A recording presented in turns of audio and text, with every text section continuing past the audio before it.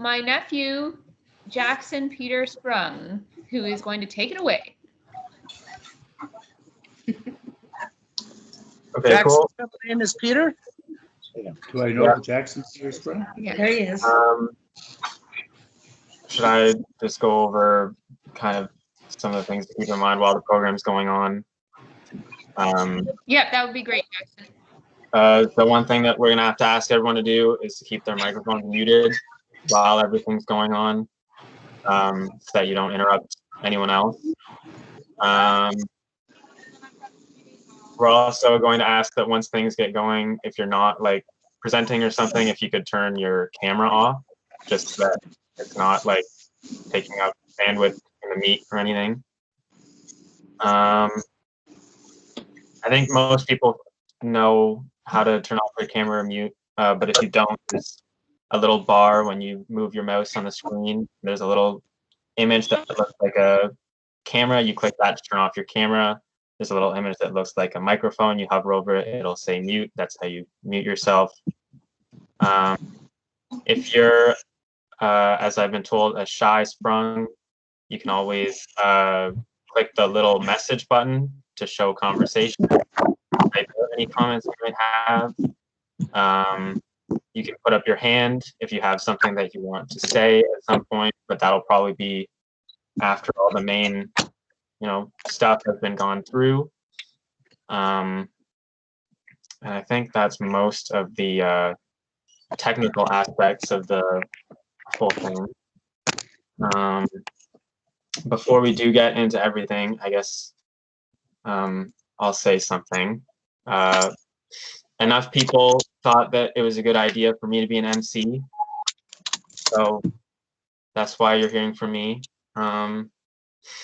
I wasn't exactly sure what I would talk about, but I guess I will play off the only thing that I can talk about, which is being the youngest Sprung of my generation. I am the youngest of, as I said, the youngest of my generations of Sprungs. I'm the last one to finish high school now, which is going to happen in about a month. And from my point of view, it's been a whole lot of going to family gatherings and watching everyone else have something more interesting to talk about than me. What with going off to university and getting jobs and everything. And I'm like, yeah, I'm going into high school, and everyone's like, yeah, been there, done that. Cool, tell me all about it.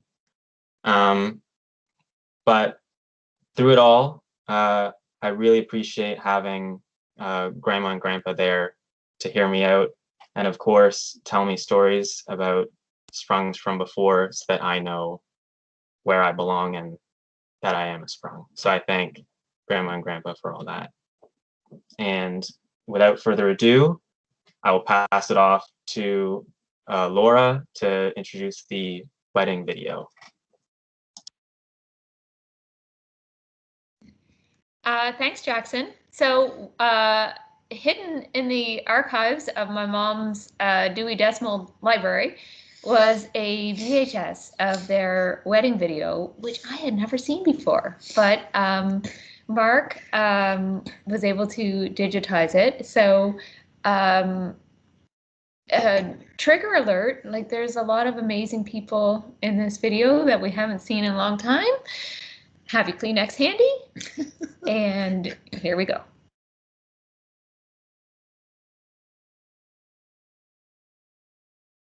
Sweet.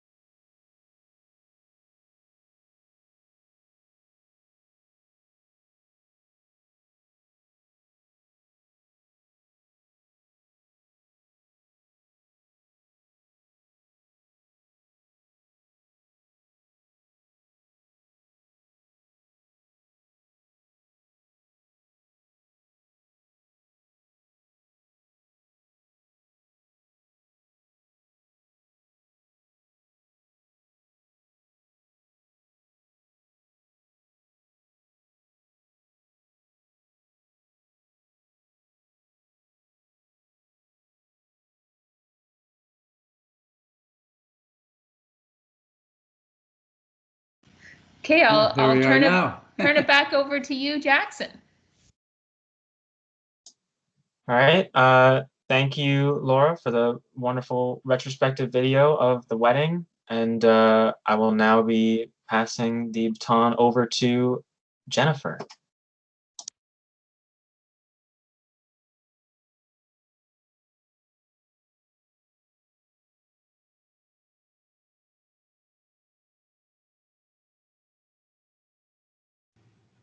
There, you should be able to hear us. There we Okay. go.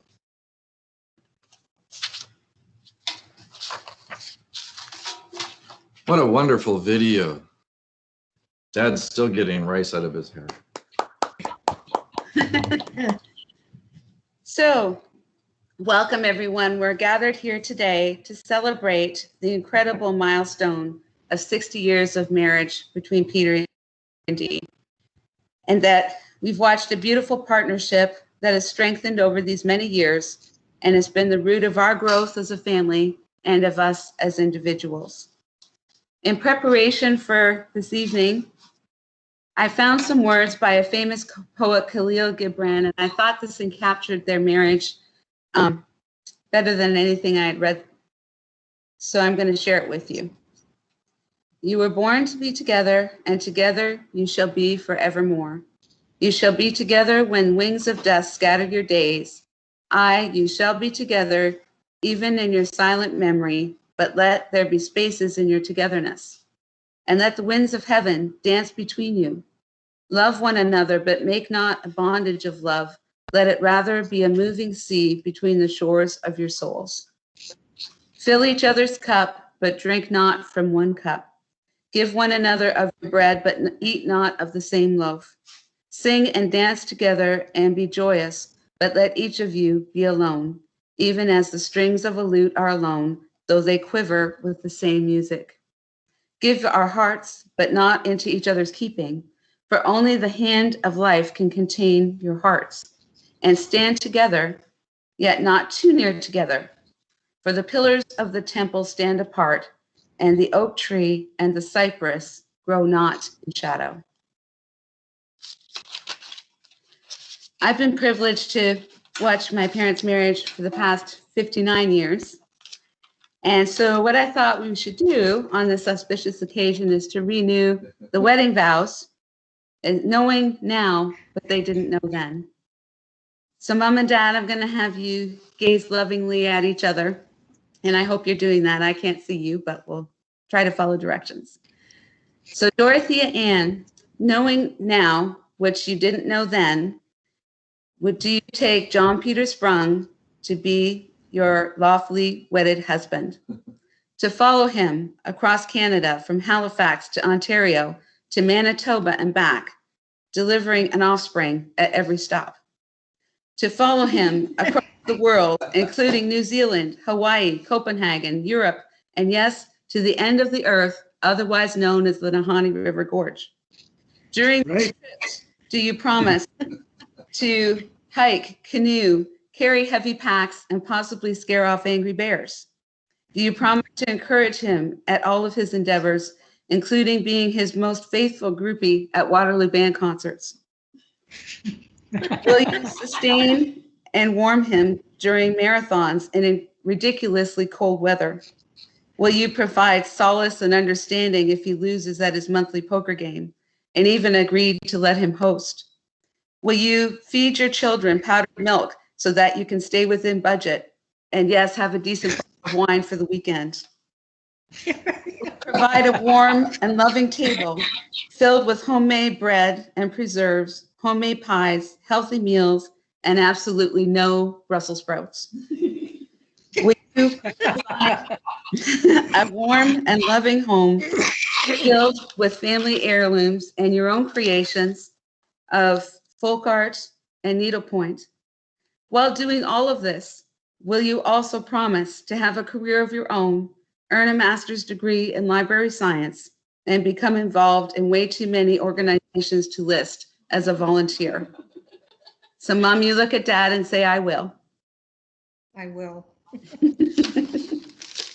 Well done. John Peter, Knowing now what you didn't know then, do you take Dorothea Ann to be your lawfully wedded wife? Do you promise to pursue a career in computer science, continuing to strive for excellence and promotions to support your growing family? Do you promise to take your wife on lovely adventures around the world, including multiple luxury cruises that do not involve carrying heavy packs or facing down angry bears? Do you promise to run thousands of miles in order to preserve your svelte-like figure and continue to fit in your Navy uniform?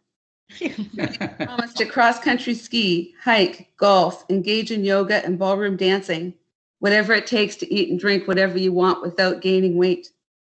Do you promise to make breakfast every morning with coffee and toast and 1/2 grapefruit or orange with the wedges cut just so? Do you promise to work 6 hours outside in the garden, plant trees, paint the house, and provide never-ending maintenance on your home? Do you promise to never criticize your wife's driving or navigation skills?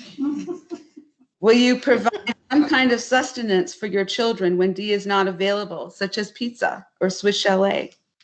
Will you be a pillar of the community in your own right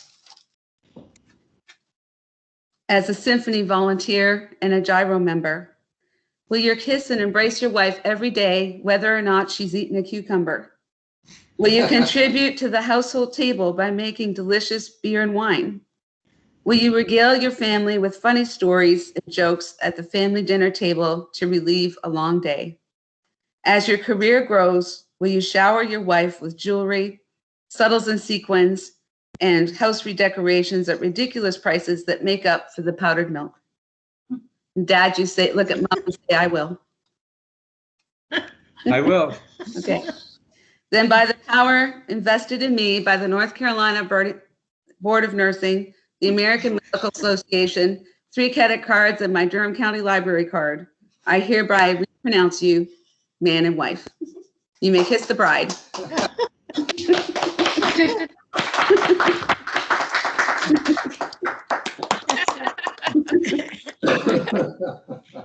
Oh, that was fun.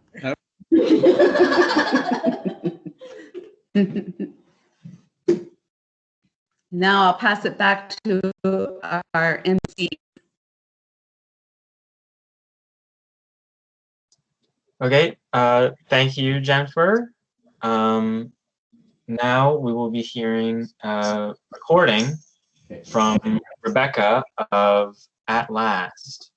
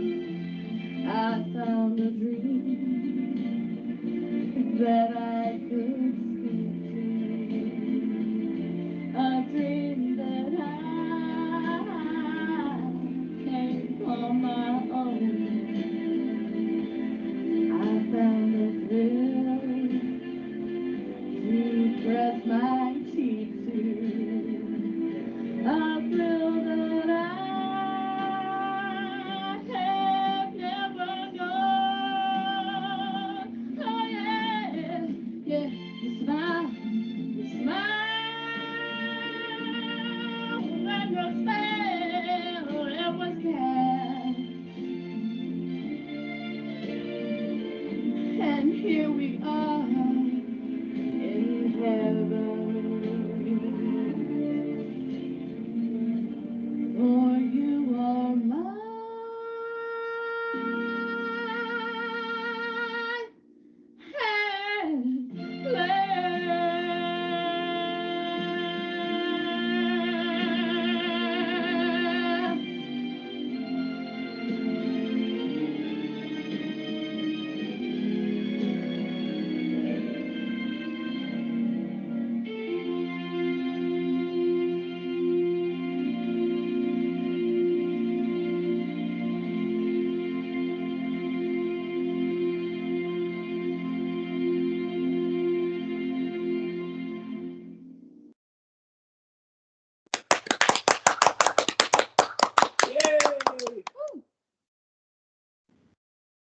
Back over to you, Jackson. All righty. Thank you, Rebecca, for the beautiful song. I will now introduce the man of many forks himself, Uncle Mark.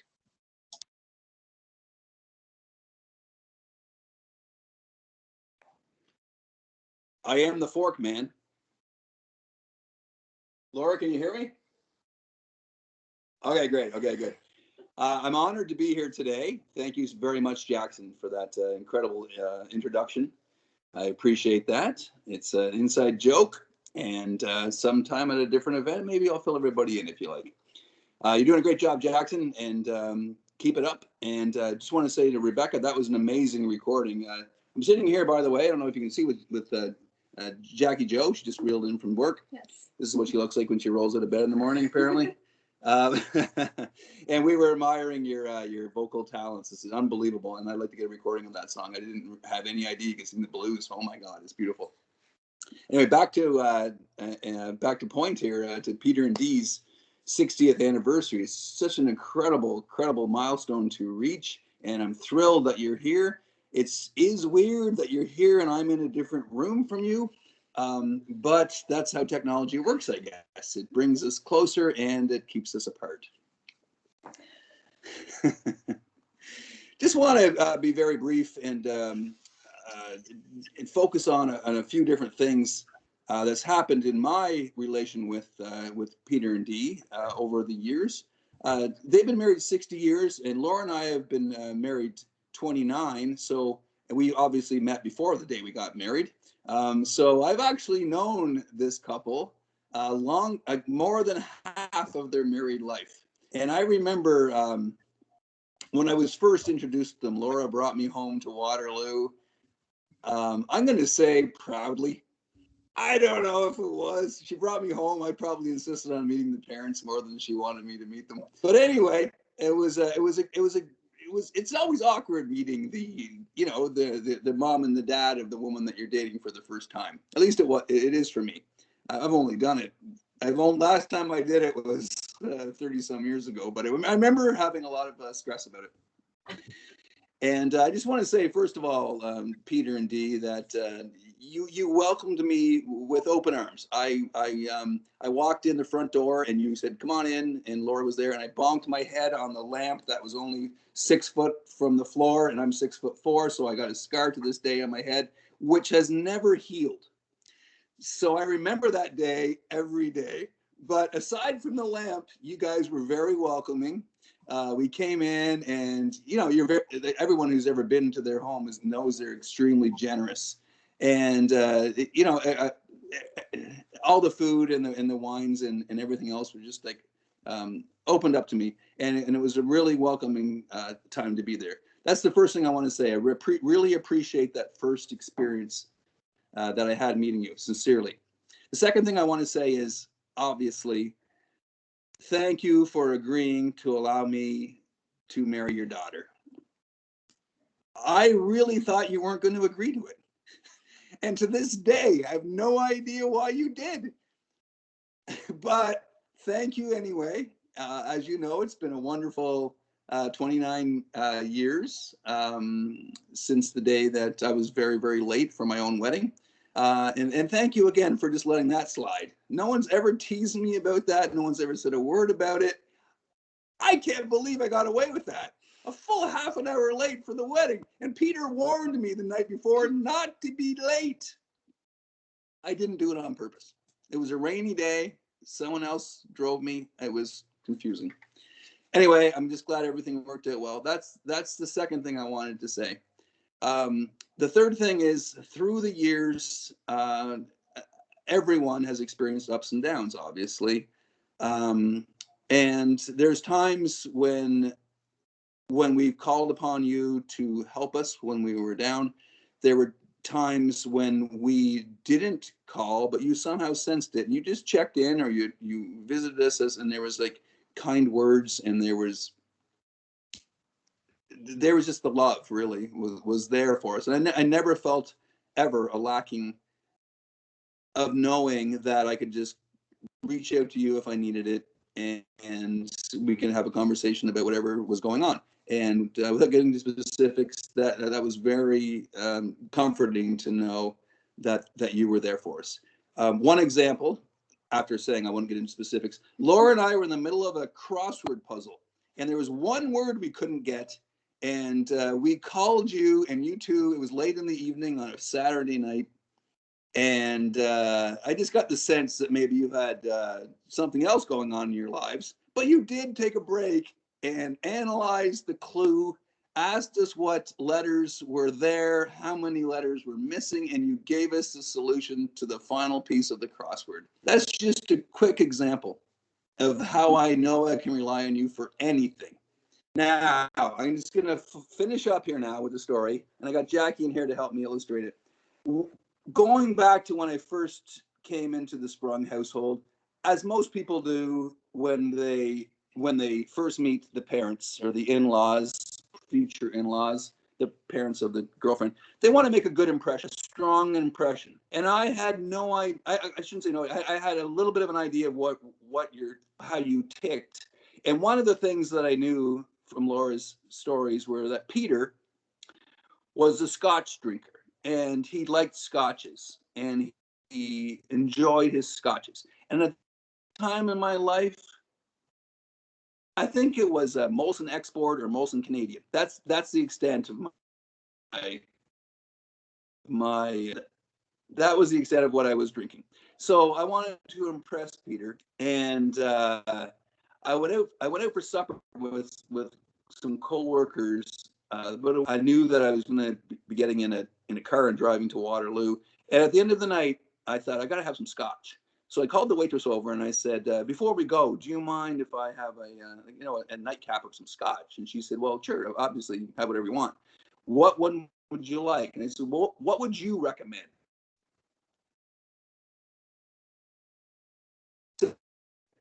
And good, I'll take it. Cardew, done. So I tried it, and surprisingly, it was a nice scotch to me. It didn't offend my palate. Didn't know much about scotches. It was great. I drank it and said, now I got one.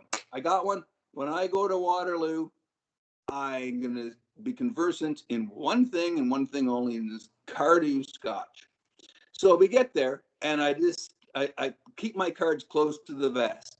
And eventually the time comes in the evening when Peter his generosity has extended to his liquor cabinet. And he says, Mark, do you like scotch? And I said, well, I certainly do, of course. Every man worth his salt loves scotch. So he said, Greg, what's your favorite type of scotch?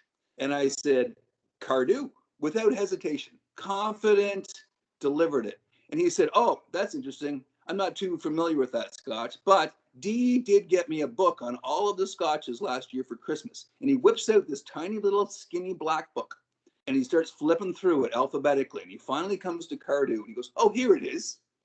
And he reads it, and he pauses, and he looks at me, and he reads it again, and he says, Cardew, commonly considered a woman's scotch. So I happen to have a bottle of Cardew here, and I happen to have a woman with me, and we're going to try a little dram. In your honor, happy anniversary. Thank you for all the love. Thank you. May you have many more.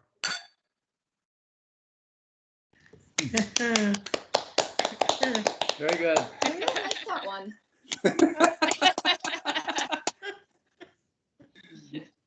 Okay, so it passed the test.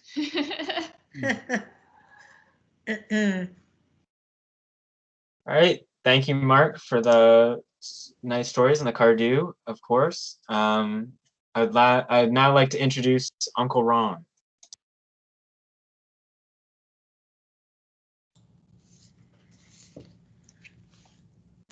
Hello, everyone.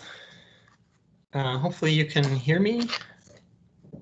I think we're having a bit of internet We can hear problems. you, Ron. Okay, good. Yeah, I didn't realize I'd have so many tough acts to follow. I should have asked Jack if I could go first, but I'll do my best here. So for my remarks, I'm kind of stealing an idea I used last summer. When Cheryl and I celebrated our 25th anniversary, I did a very romantic speech about all the cars we had owned over our marriage, because that's how I remember every milestone of different trips and holidays we took and stuff. So that's what I'm going to do here, because as you all know, I'm the car guy. I love cars, and I certainly remember them all. So I'm going to do a little history here. And, you know, this is really hard to do over Teams. I would love to all be in the room with you, because I know I don't have all of this right, and it'd be really fun, like, to be in the room together, and Gordon, Laura, and Jen could say, no, you got the year wrong or the story wrong, but feel free to jump in, guys, if you think I got something wrong. So car number one, actually I have here as the Volkswagen Beetle, but I now realize it was that Pontiac Parisienne we just saw in the wedding video. So that's a pretty cool car. But yeah, shortly after that wedding, Mom and Dad headed out to Halifax with no car. So they were getting around on a bus. And this is the only car of their marriage that I never saw myself. So I've only heard stories about it. But they were kind of getting tired of taking the bus, and there was a car lot beside the bus stop, and there was a blue Volkswagen Beetle there, and they thought that would be something they could afford and better than taking the bus, so they bought it. And the only story I've heard about that one, I remember Mom and Dad saying it didn't have a fuel gauge, so you really had to pay attention to your mileage between fill-ups, and if you didn't pay attention to that, you could be caught unawares and run out of gas. The next car in the fleet was the blue Ford Mustang, and that car is still a legend in our family.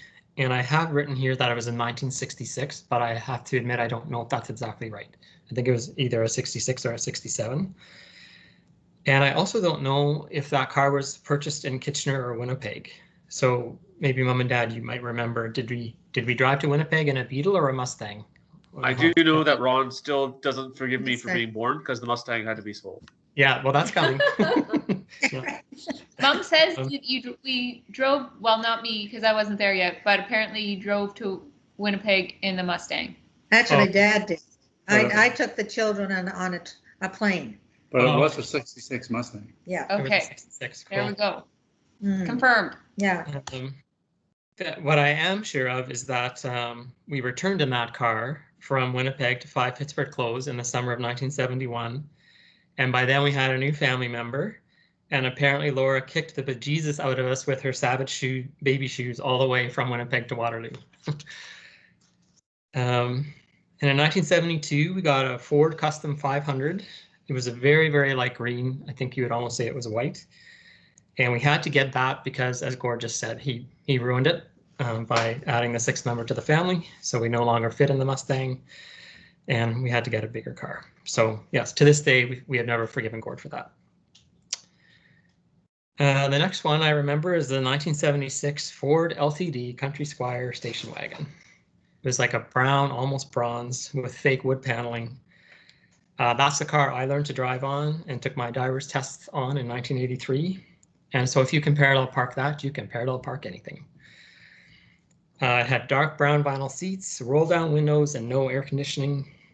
I still remember the day Dad got it because he picked me up from Cubs that night, and it had those headlight covers that come up at night to open the headlights, and I just thought that was the coolest thing. And we went everywhere in that car, to Florida, like to Disneyland, to Banff and Jasper, to Newfoundland. We camped with a big canvas tent that fit in the back. We'd always have a fight to see who would have to sit in the middle seat of the back. This was considered the biggest humiliation, to be outmaneuvered and have to sit in the middle. And we had this car until 1984, when Dad replaced it with an Oldsmobile station wagon. This one story I remember is the new car was on order, and the Ford was not doing so well. It had not aged very well. So Dad was just doing the bare minimum to keep it running until his new one arrived. And I took it out one night with a bunch of high school friends, and by the end of that evening, it was not running anymore. I don't remember what I did or what was wrong with it. It must have been transmission related. But of course, Dad had to sink whatever, $500 or $1,000 into repairs for a car that he was keeping for a few more weeks. I felt horribly guilty, and I thought it was my fault. I don't know what I'd done, but I was sure I'd wrecked it. I mentioned it to Mom, and she said it's best not to mention it to Dad, that it would remain our secret, which it has until now. So surprise, Dad. The next car I remember us getting, and I'm guessing on the year here, but I think must have been around 1978 or 79, is we got our first second car, and it was a Toyota Corolla station wagon. And it was brown with fake wood paneling again, so then we had a matching set. And it was purchased secondhand, so I actually don't know what the model year would have been because it wasn't the new one. And it was a manual. So Jen learned to drive on this car, and I was quite jealous because by the time I turned 16, that car was gone, and I missed my opportunity to learn on a manual. One story I've heard, and Jen or Mom can confirm the accuracy of this, but Jen told me once that Mom took her out for driving practice to learn to drive, and Mom told her to stop in the middle of the Conestoga Parkway, and Jen was incensed by that. And I don't know if she ever drove there again. That is a true story. Yeah. I want to add to that car. Tony and I sold that car after Mom gave it to us. I was driving to Ottawa and back, and right. 3.5 times. And Tony and I sold it for a month's rent for our rent on Bright Up Street.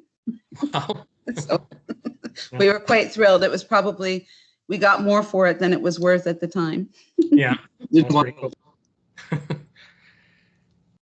So then the next car in the fleet would have been our 1979 Oldsmobile Tornado, which I think we would have gotten in 1982 or 83. But again, I'm not completely sure on that.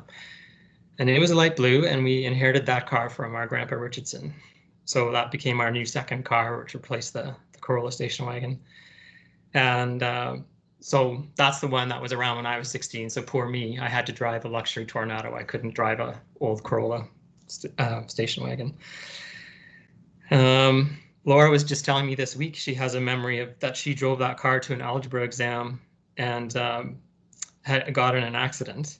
And Dad had just had it painted the week before. And she was driving a friend with her to the exam, and the friend was thrilled because that got her out of the exam. So I don't know if Dad remembers that. This car was supposed to be Jen and Tony's wedding car for their wedding in June of 1986, and the transmission died the morning of the wedding, the way I remember it, and they had to use the Oldsmobile station wagon instead. I think that car went through more than one transmission before Mom and Dad gave up on it. This would have been the first car we ever had with air conditioning, power windows, and an FM radio, so we thought that was very cool. And I checked with Gord yesterday, and he said this is the car he used for his driver's test. Although I think he may have been known to take a spin in it now and then, even before he was fully licensed. So I don't know if that's true, Gord, if you deny that. But I will say my very last driving lesson, Mom and Dad were on vacation somewhere, and the Tornado was there, and I had to be at Bluevale to take my last driving lessons. So I drove the Tornado and parked in the student parking, walked through the school, met the teacher, did my driving lesson, walked back through the school, got back in the Tornado, and as I actually turned out of the school, the driving instructor was behind me with the next student. So that's hilarious. So in 1984, we got our Oldsmobile Cutlass Cruiser station wagon. It was also light blue, lots of blue cars in the fleet. This was our second car with air conditioning and power windows, so very exciting. And this was the first one we ever had with a cassette deck. The car came complete with a demo tape for the cassette deck, and the first song on the tape was the Oldsmobile jingle. With I just remember the words, "That feeling of pride I'm feeling inside." But anyway, we thought it was very kitschy and hilarious even then, and we played it over and over. Also, it was sung by Neil Diamond. Was it? Oh, I didn't know that. Yeah. Just I thought you'd enjoy that tidbit. Yeah. That tape must be around somewhere still. The next one I remember is the Honda Civic Wago van, and my guess is around 1990. I don't know if that's exactly right. This car was a hideous orange color and had large windows all around, which earned it the nickname the Fishbowl. The Tornado had finally blown its transmission for the last time, so this was the vehicle selected to replace it. And I don't know what model year it would have been, maybe a 1986. It was by far the ugliest car to be in the Sprung fleet over the years. We can only assume Mom purchased it sight unseen, but I'm sure it was very practical. It was back to a manual transmission, so even though I had left home by then, I could still try it out when I came home for visits. The story I love the most about this car is that Mom and Dad went away for a weekend, and Gord thought it'd be a good idea to take it to Wolfville, Nova Scotia to visit his university buddies for the weekend. So he left on a Friday, drove nonstop, partied, and drove it back on a weekend, which is a round trip of 4,000 kilometers. And I don't even know why the rest of us knew that, but like Laura and Jen and I all knew that he had done this. So he stopped to visit me. That was why. Oh, right. Yeah, Okay. I was so exhausted on the drive home. I had to stop at Laura's to rest. Yeah. So we all sat back and waited for Mom to notice the extra 4,000 kilometers on her car, but she, of course, never did. I think we did. The story gets better because the girl I was dating at the time, her dad had known what I did, and he's like, "Would you like me to change the oil?" He had the facilities to change the oil on their property. Yeah. So he changed the oil, but he changed it 4 times because the oil was coming out like tar. Oh. Because it had never been changed.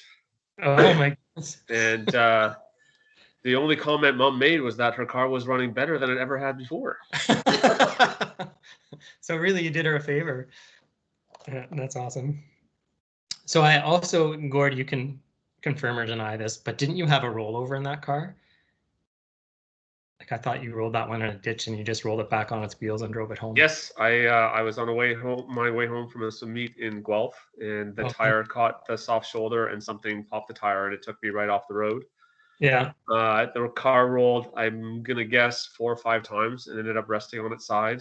A gentleman who was following me saw it all happen and stopped, made sure I got out of the car safely, and he's like, "This is still drivable."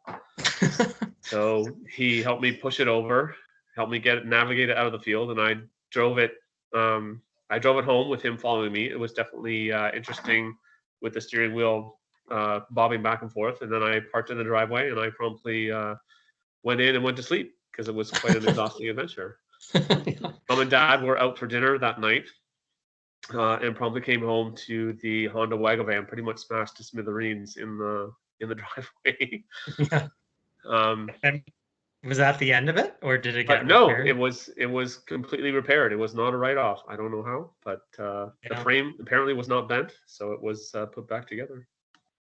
See, so I made fun of you, Mom, for picking such an ugly car, but really you picked a good one. Like, it's very, very practical. The next one I remember is and I think around 92, 93, Dad bought a white Toyota Corolla, and he bought that from a daughter of a friend. And I can't remember your friend's name. It was Mr. Houston, but I don't remember his first name. But I think that one replaced your Cutlass Cruiser for a while. And again, around the same time, Mom got her first new car that she bought with her own money, which was a blue Mazda 3. It was an automatic, but that was the only option she put on it. I think she might have put air conditioning on, but that was it. So then because I was going over this and trying to remember the vehicles and the years and stuff, and if I have this right, that means for a little while you had no camping car. Like you must have had a Corolla and a Mazda and nothing you could put a canoe on. So I don't know how you managed with that. But the canoe did go on the Corolla several times. Oh, did it? Okay.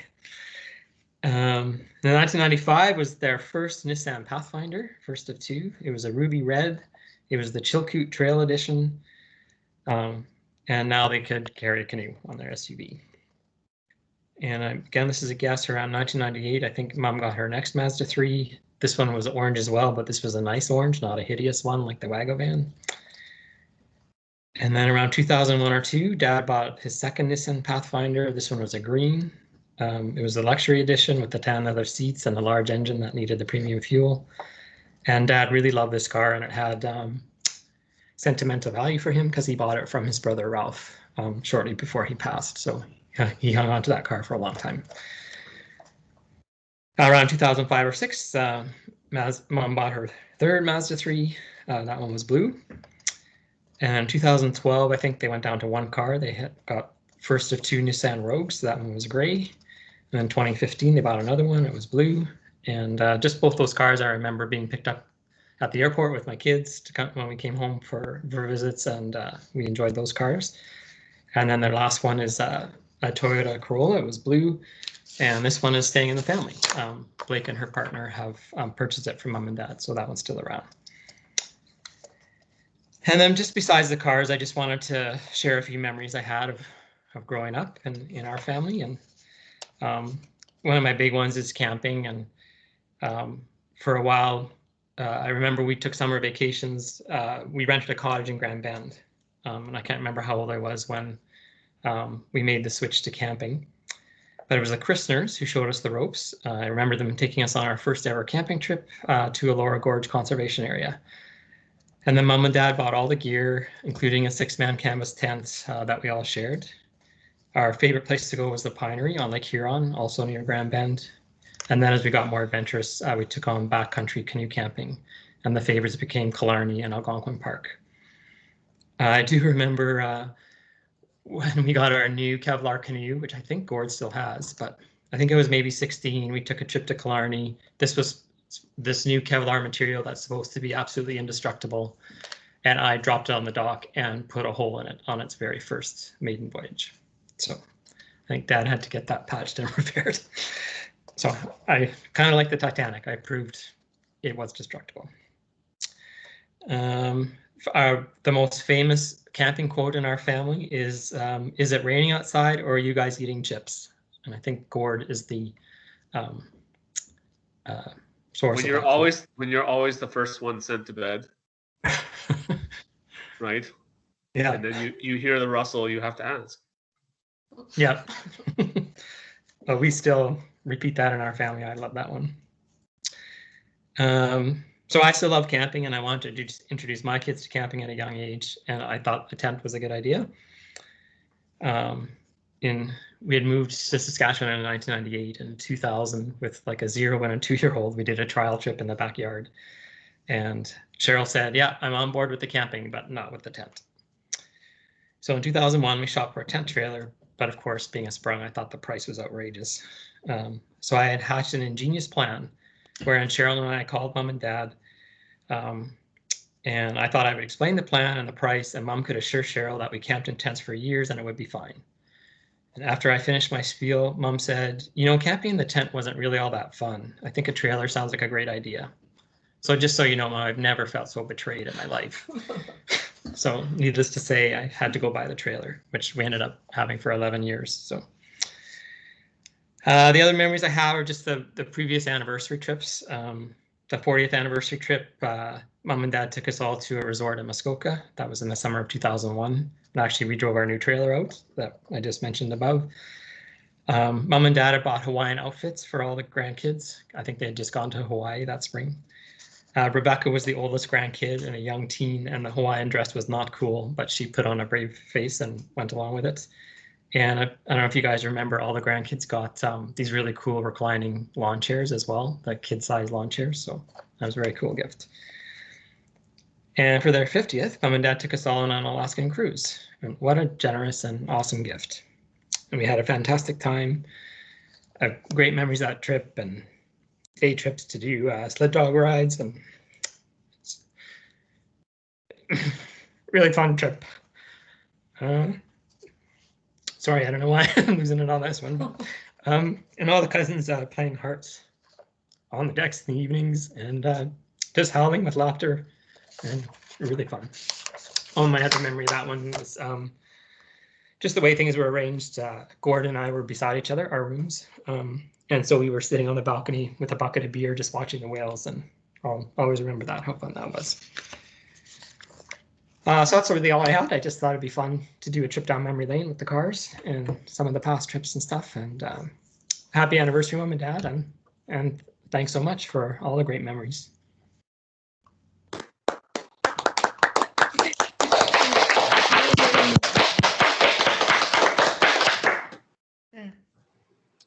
Great, thank you, Ron. I will now introduce Laura to speak.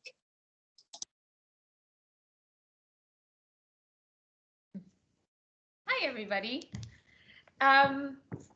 We've heard a lot of special memories today, but I'm just going to hone in on one a special bond that my parents have, and that's music. Shakespeare wrote, "If music be the food of love, play on, give me excess of it." My parents have definitely nurtured their love of each other and their love of life through music. Music has always been important to my mom and dad. Dad earned pocket money in high school by playing the trombone in dance bands. He continued to play his trombone through all of my growing years. A morning person, my dad. He loved to serenade his household of sleepy teenagers with the sonorous sound of his beloved trombone. Mom and Dad both loved music and had an amazing eclectic collection of records and CDs. They were both avid supporters and volunteers of the KW Symphony. They also loved to dance to music and are beautiful ballroom dancers. On the last occasion I visited Mom and Dad in their apartment in Kitchener, we watched a movie in the evening, the biography of Cole Porter, The Lovely. When the song Night and Day came on, my pajama-clad dad rose up from the sofa and held out his hand to my mom, and the two of them danced to the music in the soft glow of the TV lights, clearly remembering a lifetime of similar sweet moments. Music continues to be a touchstone and support as they adjust to a new home in Brockville and are missing their friends and family from Kitchener-Waterloo. When we flout the COVID rules, as we do from time to time, and we sneak them over to the house, we always listen to their favorite music, especially jazz. When we were children, we all took music lessons. Ron is the only one who persevered to get his grade 8 piano, as the rest of us faded out pretty early. However, I have rediscovered the piano during the pandemic. It's still pretty shaky, as you're about to hear. But with the support of my daughter Jackie, we recorded a Gershwin duet, Someone to Watch Over Me. Mom and Dad, listen with your hearts, not your ears.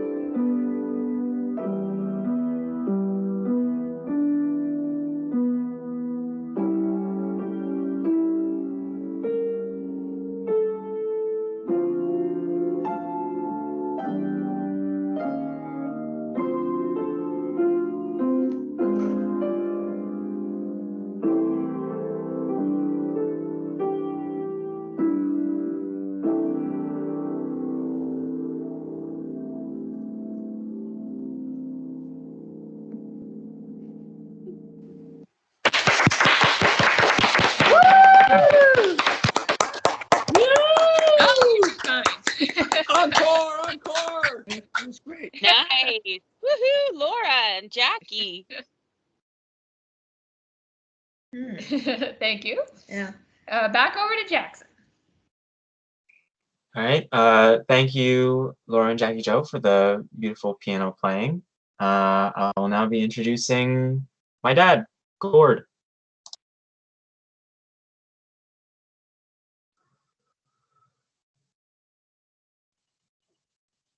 All right. So obviously a lot of things have already been covered by my brother and sisters. And I didn't want to get into any super long stories, but over the last little while, I just tried to think of moments when my parents' caring and loving for each other really shone through. And they have two very distinct memories of that. And one is at Uncle Michael's wedding. I don't know if everyone remembers the reception at Casa Loma. And I remember the Charleston coming on, and Mom and Dad just stole the show, dancing together to the Charleston in front of everyone, and you could just tell that pure joy and love they had for each other when they did that. And then another thing that sticks in my memory is that weekends were for reading after all the gardening and lawn chores were all done. And one of my greatest memories of just watching my parents just be so comfortable in each other's company was when they pull out the lounge chairs under the shade of the huge silver maple that got planted, I think, when I was in grade 5. Mom would make a couple of sandwiches, and they would just read for a few hours under the tree together, just happy to be in each other's company. And I always thought that was a fantastic way to just be together. Anyways, happy anniversary to you both. Again, 60 years, a huge milestone. Congratulations. And hopefully here's to a few more. A few more. Well said. Yeah. Hope so. Here, here. It won't be 60 more. Hmm.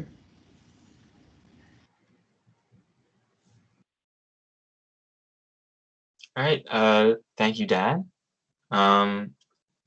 Just before we get into some other news and some other responses, I just want to say hearing all these stories reminds me of previous anniversaries and reunions and everything, and how much I think that all of those experiences have shaped my understanding of Grandma and Grandpa and being in the Sprung family.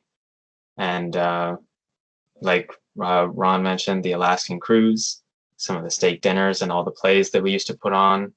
I don't think I'll ever forget the Sprung and the Restless back on the cruise in Alaska. And it's just such a shame that we couldn't do this in person and have another big old family game of hearts like we used to. But yeah, being with the Sprung family and Grandma and Grandpa is really great. So thank you for that. We do have some other news going on. We would like to mention Blake turns 21 on the 21st of June. Jackie Joe just turned 19. Or no, did I say Blake turned 21? My mistake. I just saw the 21 for the 21st and said that. My bad. But she has a birthday on the 21st. Jackie Joe had a birthday on the 2nd. My mom had a birthday on the 4th. As well on the 21st, we're celebrating Jen and Tony's 35th anniversary. So make sure you come to the other team call for that.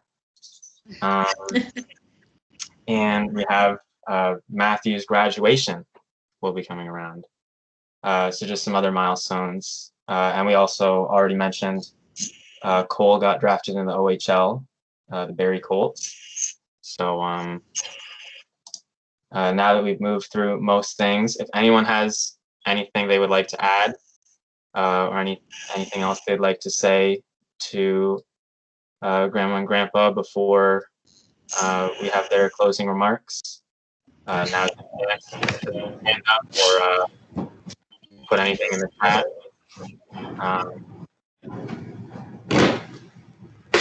Hi there. I do have something to say. I just want to say happy 60th anniversary, Grandma and Grandpa. You two mean so much to me. You've been there for me during hard times, during fun times, and so many memories. And most of my jazz blues comes from you. And so thank you so much. Well, They can hear you if you want to say thank you. Rebecca can hear you. Oh, okay. Yeah. well, I unmuted you. well, that was a lovely tribute. We really appreciated it. Yeah, right, quite right. You said it just well, just nicely. All right, Mom and Dad, would you like to say a few words in response to the program? No. I know it's overwhelming, isn't it? It is overwhelming, and I hadn't been thinking about it, so I don't know what to say. Well, we've just had such a nice day here at the house. We certainly have. And it's been a tough move. You've moved here to Brockville in the middle of a pandemic, to a totally new community. And it's wonderful to have you here.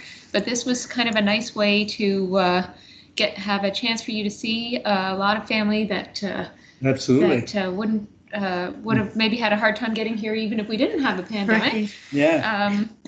So it's really lovely to see everybody.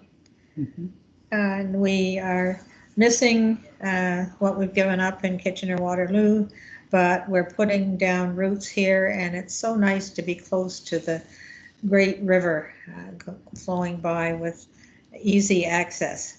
And yeah, so I have to say overall we like where we are.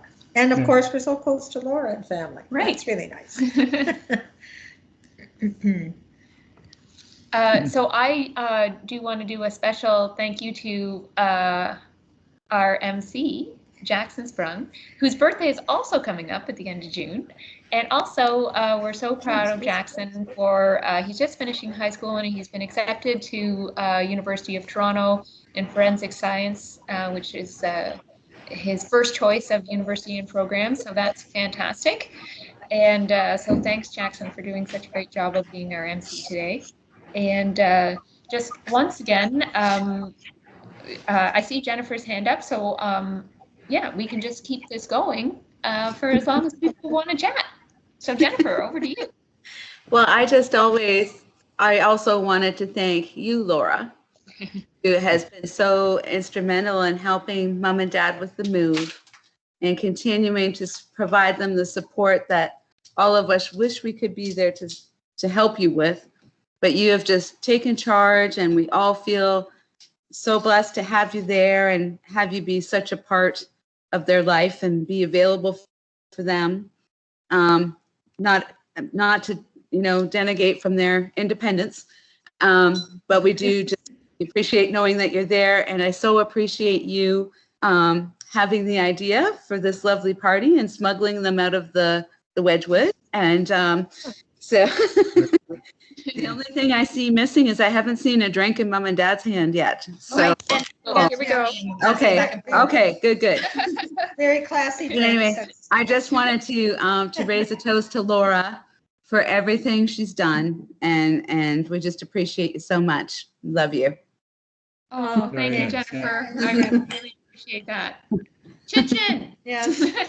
And we have certainly enjoyed the fact that down here we are so close to Laura, and we feel very cherished by our entire family. And yeah, and it's been great to have that tradition of of being able to have weekly calls with everybody, with Jennifer and Ron and Gord. So I think I see my beautiful sister-in-law Jody has put up her hand. Jody, over to you. Hi, everyone. This is. Happy anniversary, Peter, and happy anniversary, Dee.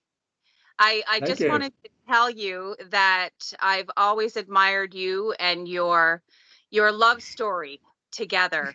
You are an amazing example of strong people. Love that. I know it's probably not always been an easy thing.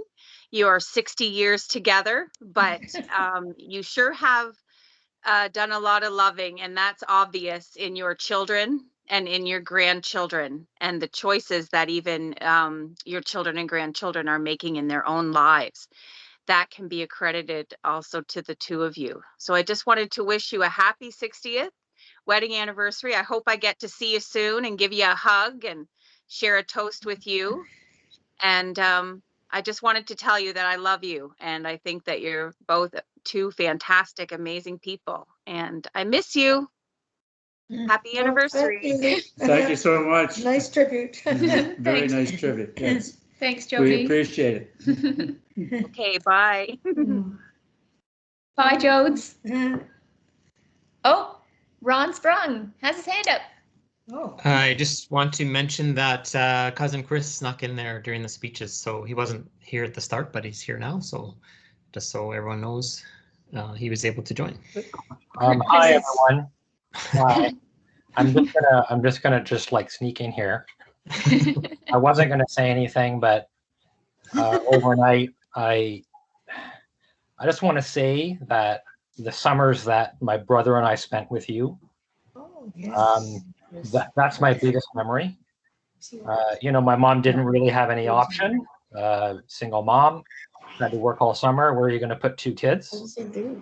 And spending you know 2 weeks to a month, you know, with your family. Really nice memory. And I really never felt like we weren't part of the family. So I just wanted to thank you, and I'll have to stop now. Happy anniversary.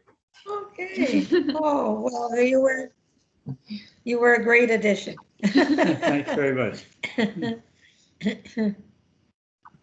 Okay, I think someone's put something in the chat. Let's check out the chat.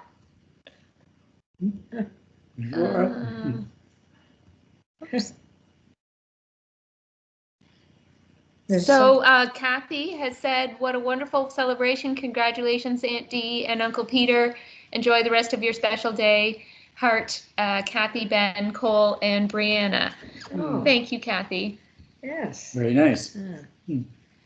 Well, it sure has been lovely to have so many people join this call for this really special occasion. I know we'd all love to get together, and we're so looking forward to that time. But I really appreciate the effort that people made to mark this occasion from a distance and understand what a special day it is. So thank you. And thank you, Laura, for supervising it and for your thoughts. Really nice. We appreciate it very much. For sure, special day. Okay, so I think we're ready to open another bottle of champagne and say goodbye to everybody. Bye, everybody. Goodbye. Thanks for joining us. Bye. Have fun. Bye. Nice to see everyone. That was a lot of fun. Thank you. Bye. That's another guy. Happy anniversary. Bye. Happy anniversary. Happy anniversary. Happy anniversary. Great to see everybody. Thanks, everybody. I'll send Love you you a all. YouTube Thanks, Jackson. Thanks, Laura. Take care, everyone. Bye. Bye. Bye. Bye, beautiful people. Bye. I don't know how that. Sorry, everybody.